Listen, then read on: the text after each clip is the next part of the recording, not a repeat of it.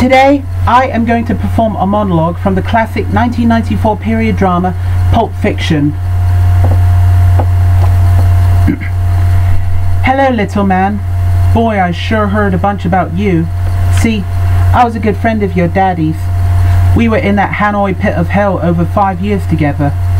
Hopefully, you'll never have to experience this yourself, but when two men are in a situation like me and your daddy were, for as long as we were, you take on certain responsibilities for the other. If it had been me who had not made it, Major Coolidge would be talking right now to my son Jim. But the way it worked out is, I'm talking to you, Butch. I got something for you. This watch I got here was first purchased by your great-granddaddy. It was bought during the First World War in a little general store in Knoxville, Tennessee. It was bought by Private Doughboy Ernie Coolidge the day he set sail for Paris. It was your great-granddaddy's war watch, made by the first company ever to make wristwatches. You see, up until then, people just carried pocket watches. Your great-granddaddy wore that watch every day he was in the war.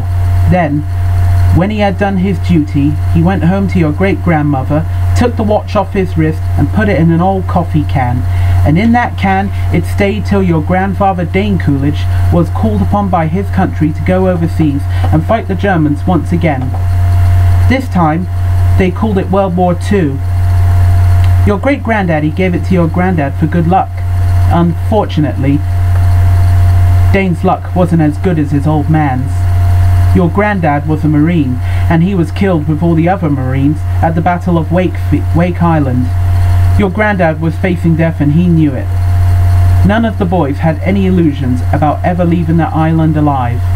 So, 3 days before the Japanese took the island, your 22-year-old grandfather asked a gunner on an Air Force transport named Winoki, a man he had never met before in his life, to deliver to his infant son, who he had never seen in the flesh, his gold watch. 3 days later, your grandfather was dead, but Winoki kept his word.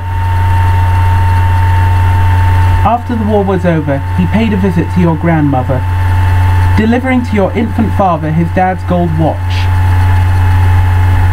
This watch was on your daddy's wrist when he was shot down over Hanoi. He was captured and put in a Vietnamese prison camp.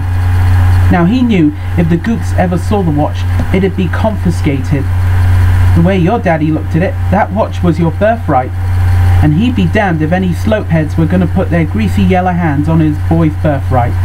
So he hid it in the one place he knew he could hide something, his arse.